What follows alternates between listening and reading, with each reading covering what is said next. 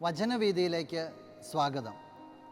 ന്യായാധിപന്മാരുടെ പുസ്തകം 15-ാം അധ്യായം 14-ാം വാക്യത്തിൻ്റെ 2-ാം ഭാഗം. കർത്താവിൻ്റെ ആത്മാവ് ശക്തിയോടെ അവൻ്റെ മേൽ വന്നു. അവനെ ബന്ധിച്ചിരുന്ന കയർ കരിഞ്ഞ ചണനൂൽ പോലെ ആയിത്തീർന്നു. കെട്ടുകൾ അറ്റുവീണു. സാംസനെക്കുറിച്ചാണ് വചനം പറയുക. ബന്ധനസ്ഥനായി നിൽക്കുന്ന സാംസൻ, ഈ സാംസനിലേക്ക് കർത്താവിൻ്റെ ആത്മാവ് കടന്നു വരുന്നു.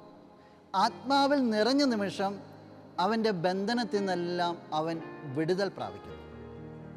പ്രിയ സഹോദര സഹോദരി, ജീവിതത്തിലേക്ക് തിരിഞ്ഞു നോക്കിക്കൊണ്ട് നീ ഏതെങ്കിലും കെട്ടപ്പെട്ട അവസ്ഥയിലാണെന്ന് ചിന്തിക്കുന്നുണ്ടെങ്കിൽ, നിൻ്റെ ജീവിതം വല്ലാതെ അങ്ങ് വീണുപോയി എന്നൊക്കെ ചിന്തിക്കുന്നുണ്ടെങ്കിൽ, ജീവിതത്തിൽ ഉയർത്തെഴുന്നേൽക്കുവാൻ പറ്റില്ല എന്നൊക്കെ ചിന്തിക്കുന്നുണ്ടെങ്കിൽ, ഒന്നേ വേണ്ടൂ, ദൈവത്തിൻ്റെ ആത്മാവിന് വേണ്ടി നീ ദാഹിക്കുക.